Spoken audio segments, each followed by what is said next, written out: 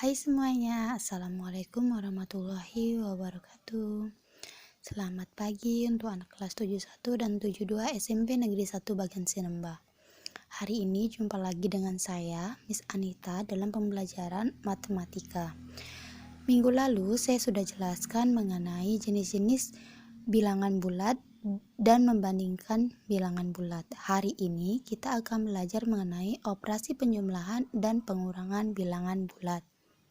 Nah, untuk hari ini kita mulai dari contoh yang sederhana, yaitu 5 ditambah 3 sama dengan 8. Anak-anak semua pasti bisa menjawabnya. Kalau dibuat ke garis bilangan, maka 0 ke 1 akan ada 0 ke 5, 1 ke 2, 2 ke 3, 3 ke 4, 4 ke 5. Selanjutnya ditambah dengan 3 langkah. 1, 2, 3, sehingga hasilnya adalah 8. Untuk nomor 2 yaitu 100 ditambah 25. Di garis bilangan kita akan buat kelipatan 25, 0, 25, 50, 75, 100, 125, 150. Pertama adalah 100, langkahnya ke 100, 3, 4 langkah. Kemudian ditambah 25, karena ini kelipatan 25, maka 1 langkah. Inilah hasilnya sama dengan 125. Selanjutnya untuk nomor 3, 5 dikurang 3, ini bisa diubah bentuknya menjadi penjumlahan, yaitu 5 ditambah dengan negatif 3 sama dengan, ini akan menjadi 0, 1, 2, 3, 4, 5. Nah, kalau dia positif maka dia arahnya ke kanan. Kalau dia negatif arahnya ke kiri. Nah, ini berarti 5 langkah ke kanan karena positif 5. 1, 2, 3, 4, 5. Kemudian 3 langkah ke kiri karena negatif 3. 1, 2, 3. Maka berhenti di positif 2. Maka hasilnya adalah positif 2. Seperti itu. Selanjutnya 4 kurang negatif 5. Berarti 4 ditambah dengan negatif 5. Kita harus ingat yang ini lagi. Berarti di sini buat, misalnya di sini 0, 1, 2, 3, 4. Di sini ada min 1. Contohnya dan seterusnya. Kalau positif 4 berarti dari 0 geraknya 4 langkah ke kanan. 1, 2, 3, 4. Setelah itu dianya min 5, berarti negatif 5 ke kiri. 1, 2, 3, 4, 5. Maka hasilnya adalah min 1. Seperti itu, mudah kan? Selanjutnya kita masuk ke 25 dikurang 35. Berarti 25 ditambah dengan negatif 35. Kalau kita buat kelipatan 5, maka di sini ada 0, 5, 10, 15, 20, 25. Kalau ke sini berarti ada min 5, ada min 10, ada min 15, ada min 20. Positif 25 berarti 25 ke kanan. 1, 2, 3, 4, 5. 25 ke kanan. Nah, dia berarti ada 5 langkah. Nah, untuk 35 berarti dianya nanti adalah 35 ini dibagi dengan karena ini kelipatan 5, maka 35 dibagi dengan 5, hasilnya adalah 7. 7 kali 5 adalah 35. Nah, berarti ada 7 langkah bergerak dari yang 25 tadi ini. 7 langkah. 1, 2, 3, 4, 5, 6, 7. Berhenti di negatif 10, maka hasilnya adalah negatif 10. Mudah kan? Seterusnya kalau 100 dikurang 25, maka 100 ditambah negatif 25. Kita buat KPK-nya kelipatan 25. Sini misalnya 0, 25, 50, 75, 100. Di sini ada 125. Kalau 100 ini berarti 100 ini kan kelipatan 25. Nah, maka 100 ini dibagi dengan 25, hasilnya adalah 4. 4 kali 25 adalah 100 sama dengan 0. Maka ada 4 langkah. 1, 2, 3, 4. Kemudian untuk 25 dibagi 25 hasilnya sama dengan 1 kan? 1 kali 25, 0. Maka 1 langkah ke kiri karena negatif 25. 1 langkah ke kiri, maka berhenti di positif 75. Maka ini adalah hasilnya, kita pindahkan kemari sama dengan positif 75. Lanjut kita ke negatif 7 ditambah 5. Nah, ini negatifnya yang di depan. Maka misalnya kita buat ini di sini adalah misalnya di sini 0, negatif 1, negatif 2, negatif 3, negatif 4, negatif 5, negatif 6, di sini negatif 7. Maka ini ada 7 langkah ke kiri. Kita lihat 1, 2, 3, 4, 5, 6, 7. Kemudian ada 5 langkah ke kanan. 1, 2, 3, 4, 5. Berhenti di negatif 2. Ini pelajarannya. Jadi untuk penjumlahan dan pengurangan itu seperti ini. Mungkin kalau yang di pelajaran SD itu biasanya kalau positif itu dikatakan dengan uang kita, kemudian kalau negatif itu dikatakan dengan utang kita yang harus dibayar. Contohnya kalau utang kita negatif 7 ditambah uang kita 5, maka berapakah utang kita? Maka utang kita adalah negatif 2. Ini pola pikirnya kalau di garis bilangan seperti ini. Ini dianya, coba diperhatikan.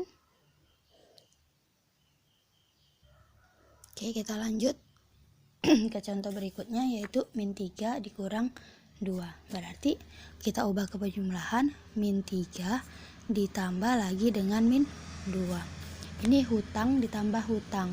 Berarti kalau hutang tambah hutang sama dengan hutang lagi, 3 ditambah 2 sama dengan 5. Maka hasilnya adalah hutang 5. Atau kalau di garis bilangan di sini 0, min 1, min 2, min 3, min 4, selanjutnya min 5. Nah, hutang min 3 berarti 3 langkah ke kiri. Setelah itu ditambah lagi 2 langkah lagi ke kiri. Inilah hasilnya min 5. Sama kan prinsip hutang dengan prinsip pola bilangan. Sekarang ini min 10 ditambah dengan negatif 20. Ini sama, maka jumlahnya hutang. Ini hutang ditambah dengan hutang, ini 20, maka hutangnya sama dengan negatif 30. Ini kan ada penjumlahan berjumpa dengan negatif ya. Ini kita harus dikurung biar tidak bertemu seperti itu. Jadi selanjutnya ini lagi. Kalau ada min 15, ini kan positif, ini negatif atau kurang, jumpa negatif. Kalau kurang jumpa negatif, hasilnya adalah positif. Maka ini ditambah jadinya kurang jumpa negatif, artinya hasilnya adalah penjumlahan 5. Nah, prinsipnya adalah kalau hutangnya negatif 15, kamu bayarkan 5, maka hutang kamu tinggal 10. Ini kalau untuk prinsip hutangnya. Kalau pola bilangannya di sini misalnya adalah 0, kita buat kelipatan 5, min 5, min 10, min 15. Kalau 15 berarti 15 kita kan buat kelipatan 15 bagi 3 hasilnya sama dengan 5 kali 3 berapa? Sorry ya, ini 15 KPK nya ini kelipatan 5 maka 15 bagi 5 sama dengan 3 kali 5 15 sama dengan 0, maka ada 3 langkah 1, 2, 3. Kemudian positif 5 berarti ke kanan, ini adalah 1 langkah, maka hasilnya adalah negatif 10, sama kan? Jadi yang perlu diingat itu kalau misalnya positif dia arahnya ke kanan,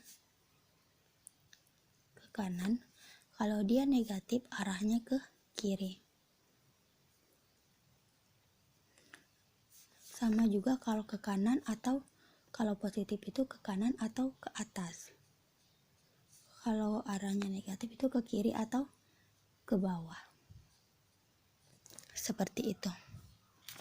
Kita masuk selanjutnya ke sifat-sifat penjumlahan. Sifat-sifat penjumlahan itu adalah sifat komutatif atau pertukaran, di mana A ditambah B itu hasilnya akan sama B ditambah A. Contohnya seperti ini, kalau A-nya sama dengan 7, maka B-nya sama dengan misalnya A-nya sama dengan 7 dan B-nya sama dengan 4. Kalau kita masukkan ke rumus komutatif, A ditambah B sama dengan B ditambah A. A-nya adalah 7, B-nya 4 sama dengan B-nya 4 ditambah A-nya 7. 7 tambah 4 itu adalah 11. 4 tambah 7 sama dengan 11. Maka ini artinya sifat komutatif itu boleh A dulu ditambahkan B atau B dulu ditambahkan A, maka akan menghasilkan hasil yang sama. Selanjutnya ada sifat asosiatif atau pengelompokan, yaitu jika kita selesaikan dulu, perhatikan kurungnya, A tambah B kita selesaikan dulu, baru kita tambahkan C, ini hasilnya akan sama dengan A ditambah B ditambah C. Jadi yang kita selesaikan ini dulu B tambah C baru ditambah A. Contohnya di sini A-nya 2, B-nya 3, C-nya 4. Kalau kita buatkan A tambah B ditambah C sama dengan A ditambah B ditambah C. A-nya 2 ditambah B-nya 3, kita kurung, ditambah C-nya 4 sama dengan A-nya 2 ditambah dikurung 3 ditambah 4. 2 tambah 3 sama dengan 5 tambah 4 sama dengan 2 ditambah 3 tambah 4 7. 5 tambah 4 sama dengan 9. 2 tambah 7 sama dengan 9. Ini hasilnya akan sama seperti itu. Jadi ini untuk sifat komutatif atau pengelompokan, komutatif atau pertukaran, dan asosiatif atau pengelompokan. Sifat-sifat lain pada bilangan bulat yaitu bilangan genap jika ditambahkan dengan bilangan genap. Bilangan genapnya di sini saya buat contohnya 4 ditambah 6. 4 tambah 6 hasilnya sama dengan 10. Dia akan menghasilkan bilangan genap.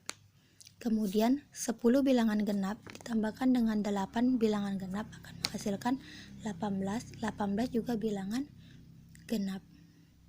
Jadi bilangan genap ditambah bilangan genap hasilnya akan sama dengan genap. Selanjutnya bilangan genap ditambah bilangan ganjil. Bilangan genapnya 8, bilangan ganjilnya 3. Hasilnya akan 11. Ini akan menghasilkan bilangan ganjil. Nah, bilangan genapnya 6 ditambah dengan 7, ini akan menghasilkan bilangan 6 tambah 7, 13, ini adalah ganjil. Jadi bilangan genap ditambah bilangan ganjil selalu akan menghasilkan bilangan ganjil. Seperti itu. Selanjutnya bilangan ganjil tambah bilangan ganjil. Bilangan ganjilnya saya contohkan 5 dan 7. 5 tambah 7 adalah 12. Selanjutnya 13 ditambah 3, ini sama-sama bilangan ganjil, hasilnya adalah 16. Ini akan menghasilkan bilangan 12 itu bilangan genap. 16 itu bilangan genap. Jadi bilangan ganjil ditambah bilangan ganjil itu akan menghasilkan bilangan genap. Ini bilangan berapapun kalau dihasilkan dengan konsep seperti ini, dia akan menghasilkan hal yang sama seperti itu. Oke anak-anak semua, itu tadi pembelajaran kita hari ini. Jika ada yang tidak diketahui, boleh langsung WA saya, boleh langsung chat saya. Nanti sebisa mungkin saya akan jelaskan di situ ya. Oke, sekian untuk hari ini. Semoga tetap sehat, tetap jaga kesehatan.